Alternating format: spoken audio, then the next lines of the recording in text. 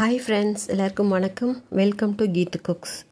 இன்றைக்கி நாம் ரொம்ப இன்ட்ரெஸ்டிங்கான ரொம்ப யூஸ்ஃபுல்லான ஒரு தானியத்தோட வகையை தான் உணவாக பார்க்க போகிறோம். என்னென்னு பார்த்திங்கன்னா ராகி கொழுக்கட்டை தான்.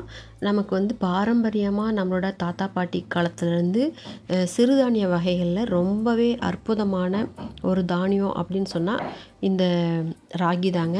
முதல் குழந்தையோட உணவு, முழு உணவு அப்படின்னு சொல்லி ஆரம்பிக்கக்கூடியது என்னென்னு பார்த்திங்கன்னா இந்த ராகி தாங்க. அவ்வளோ சூப்பரான ஒரு உணவு. இதோட பயன்களை சொல்லிக்கிட்டே நம்ம போகலாம். அதோட பயன்களை நாம் சொல்கிறது மட்டும் இல்லாமல் நம்ம உணவாக எடுத்துக்கும் போது நிறைய பெனிஃபிட்ஸ் இதில் கிடைக்குது. என்னென்னு பார்த்திங்கன்னா கால்சியம், இரும்புச்சத்து, நார்ச்சத்து அப்படின்னு நிறையா இருக்குது. செரிமானத்தை ரொம்பவே பூஸ்ட் பண்ணுது. கொழுப்பை குறைச்சி ரத்த சர்க்கரை அளவை கட்டுக்குள்ளே வைக்குது. எலும்புகளுக்கு நல்ல வலு சேர்க்குது.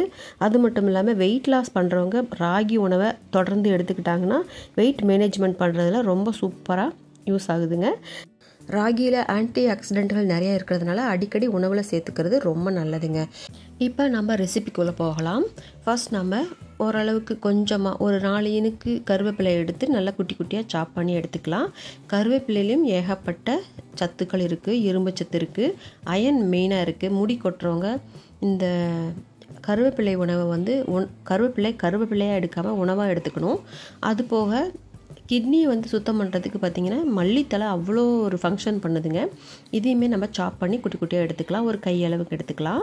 எவ்வளோ போட்டாலும் நமக்கு நல்லது தான். நார்மலாகவே கொத்தமல்லி தலையை கஷாயம் வச்சு குடிக்கிறாங்க.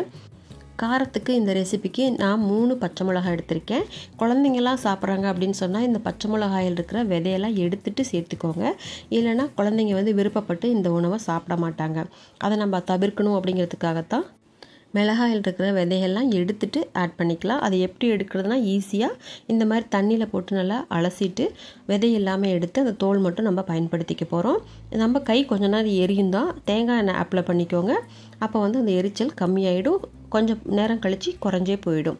இப்போது நமக்கு தேவையான பெரிய வெங்காயத்தை சாப் பண்ணி குட்டி குட்டியாக அதையும் ஆட் பண்ணிக்கலாம். நான் 3 to 4 வெங்காயம் எடுத்திருக்கேன்.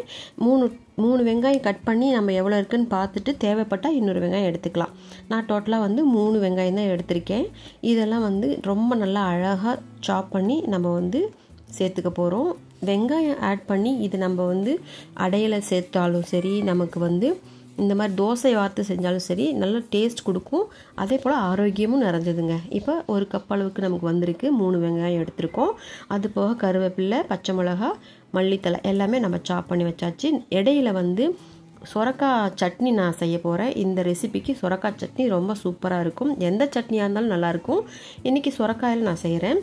சொரக்காய் ஒரு கப் அளவு எடுத்திருக்கேன். ஒரே ஒரு தக்காளி, ஒரே ஒரு பெரிய வெங்காயம், ஒரு சின்ன நெல்லிக்காய் அளவுக்கு புளி, கடலைப்பருப்பு, உளுத்தம்பருப்பு ஒவ்வொரு டீஸ்பூன் எடுத்திருக்கேன். சீரகம், மிளகு அது ஒரு அரை டீஸ்பூன் எடுத்திருக்கேன்.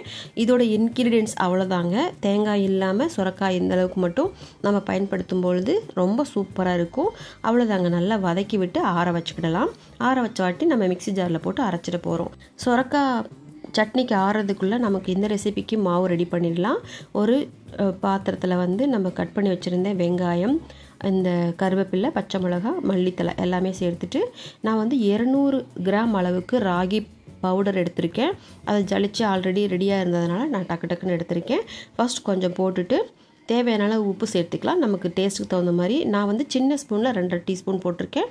கூடவே இன்னும் கொஞ்சம் ஸ்பைஸியாக வேணும் அப்படிங்கிறதுனால சாம்பார் பொடி ஒரு 1/2 டீஸ்பூன் அளவுக்கு ஆட் பண்ணியிருக்கேன். இதை தண்ணி ஊற்றுறதுக்கு முன்னால் ரஃப்பாக எல்லாமே நல்லா மிக்ஸ் பண்ணிக்கிட்டு கொஞ்சம் கொஞ்சமாக தண்ணி விட்டு நம்ம பிசைஞ்சிக்க போகிறோம். ஓரளவுக்கு மட்டும் நமக்கு கெட்டியானால் போதும். ரொம்பவே தண்ணி விட்டுட்டோம்னா தோசை மாதிரி ஆகிடும். தோசைக்கு நம்ம தயார் பண்ணலை, கொழுக்கட்டை தான் செய்ய போகிறோம். ஸோ இது நடுவில் கொஞ்சம் கொஞ்சமாக நம்ம தண்ணி ஆட் பண்ணும்போது ஒரு சில சமயத்தில் தண்ணி அதிகமாக போகவும் வாய்ப்பு இருக்குது. அதுக்கு தகுந்த மாதிரி நீங்கள் மாவையும் தண்ணியும் கரெக்டாக அழகாக கொஞ்சம் கொஞ்சமாக மிக்ஸ் பண்ணும்போது அந்த பக்குவம் உங்களுக்கு தெரிய வந்துடும். அப்படி இருந்துமே எனக்கு கொஞ்சம் தண்ணி அதிகமாகிடுச்சு. ராகி மாவும் தீர்ந்துடுச்சு. அதனால் நான் இப்போ என்ன பண்ண போகிறேன், பைண்டிங்காக கொஞ்சம் போல் கோதுமை மாவு ஆட் பண்ணிக்க போகிறேன். ஒரு 4 டீஸ்பூன் அளவுக்கு தான் இருக்கும். அந்த அளவு மட்டும் நான் ஆட் பண்ணிக்க போகிறேன். இந்த கன்சிஸ்டன்சி ரொம்ப சூப்பராக மிக்ஸ் ஆகிடுச்சு. கரெக்டாகவும் வந்துடுச்சு. இப்போ உப்பு, காரம் எல்லாமே பக்குவமாக கிடைச்சாச்சு. நல்லா பிசைஞ்சு வச்சுட்டு உருட்டி பிடிச்சா நமக்கு கொழுக்கட்டை மாதிரி ஷேப் கிடைக்கணும். அவ்வளோதாங்க. இந்த மாதிரி கிடைச்சா ஓகே தான். இப்போ நம்ம இந்த மாவு ஒரு பக்கம் எடுத்து வச்சுட்டு ஆற வச்ச ஆற வச்ச இந்த சுரக்காயை நம்ம வந்து மிக்ஸி ஜாரில் போட்டு சட்னியை அரைச்சிக்க போகிறோம். இப்போ இது கூட வந்து மேற்கொண்டு டேஸ்ட்டுக்கு உப்பு மட்டும்தான் ஆட் பண்ண போகிறோம். தண்ணி எதுவும் சேர்த்த போகிறதில்ல. அதுவே நல்லா டைட் கன்சிஸ்டன்சியில் நமக்கு வந்து சட்னி சூப்பராக ஃபைனாக கிடச்சிரும். அரைச்சி கொண்டு வந்து ஒரு பாத்திரத்தில் நம்ம மாற்றி வச்சுக்கிடலாம். ரொம்ப சூப்பராக இருக்குங்க. சாப்பாட்டுக்கும் நம்ம பிசைஞ்சு சாப்பிட்டுக்கலாம். இட்லி, தோசை, சப்பாத்தி, இந்த கொழுக்கட்டை எந்த டிஃபன் ஐட்டமாக இருந்தாலும் சைட் டிஷ்ஷாக நமக்கு வந்து இந்த சுரக்காய் சட்னி ஆப்டாக இருக்குங்க. நீங்கள் டேஸ்ட் பண்ணி பாருங்கள். செஞ்சு வீட்டில் டேஸ்ட் பண்ணி பார்த்துட்டு எனக்கு கமெண்ட் பண்ணுங்கள். ராகியில் பார்த்திங்கன்னா நார்ச்சத்து நிறையா இருக்கிறதுனால நம்மளோட டைஜஷனை வந்து நல்லாவே மேம்படுத்தி மலச்சிக்கலை வந்து தடுக்குது. பெரியவங்களுக்கு மலம் கட்டுறதையும் நம்ம தவிர்க்கிறதுக்காகவும் குழந்தைங்களுக்கு மலம் கட்டுறதையும் தவிர்க்கிறதுக்காகவும் இந்த ராகி முதல் உணவில் வந்து நெய் கலந்து கொடுக்கலாம். இப்போ நம்ம கொழுக்கட்டையை வந்து வேக வச்சிடலாம். இட்லி பாத்திரத்தில் கொஞ்சம் போல் தண்ணி விட்டு சூடான வாட்டி தட்டில் எப்பயும் போல் இட்லி ஊற்ற அதே பாத்திரத்தில் இந்த மாதிரி பிடிச்சி உள்ளே வச்சுட்டு நம்ம ஒரு 10 நிமிஷம் போல் நல்லா வேக வச்சு எடுத்தோம்னா நமக்கு வந்து ராகி கொழுக்கட்டை ரொம்ப சூப்பராக ரெடி ஆகிடும். சட்னியும் நம்ம ரெடி பண்ணிட்டோம். இடையிலேயே நம்ம 2 டிஷ்ஷும் ஒரு 10 நிமிஷத்தில் 2ஐயும் சூப்பராக செஞ்சு முடிச்சிடலாம். Very very easy, very very tasty, very very healthy. இந்த மாதிரி ரெசிபியை நீங்கள் வீட்டில் ட்ரை பண்ணி பாருங்கள். சுகர் பேஷண்ட்டுங்க விதவிதமாக இந்த மாதிரி செஞ்சு சாப்பிடும்போது இன்ட்ரெஸ்டிங்காக சாப்பிடவும் செய்வாங்க. அதே போல் அவங்களோட சர்க்கரை அளவை கட்டுக்குள்ளே வச்சுக்கவும் ட்ரை பண்ணுவாங்க. ஒரே மாதிரி களி மாதிரி இல்லாமல் இல்லை தோசை மாதிரி இல்லாமல் போர் அடிக்காமல் இந்த மாதிரி விதவிதமாக நீங்கள் செஞ்சு சாப்பிட்டு பாருங்கள். உங்களுக்கே ரொம்ப ரொம்ப பிடிக்கும். இந்த வீடியோ நீங்கள் முதல் முறையாக பார்க்குறீங்க அப்படின்னா கண்டிப்பாக லைக் பண்ணிக்கோங்க. இதோட வீடியோ ஃபுல்லாக பார்த்த எல்லா நண்பர்களுக்கும் ரொம்ப ரொம்ப நன்றி.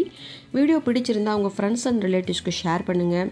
முதல் முறையாக என்னோடய வீடியோ பார்க்குறீங்க அப்படின்னா கண்டிப்பாக லைக் பண்ணிவிட்டு என்னோடய சேனலை சப்ஸ்கிரைப் பண்ணி வச்சுக்கோங்க. கூடவே இருக்க பெல் ஐக்கானில் ஆல் ஆப்ஷனை கிளிக் பண்ணி வச்சுக்கோங்க.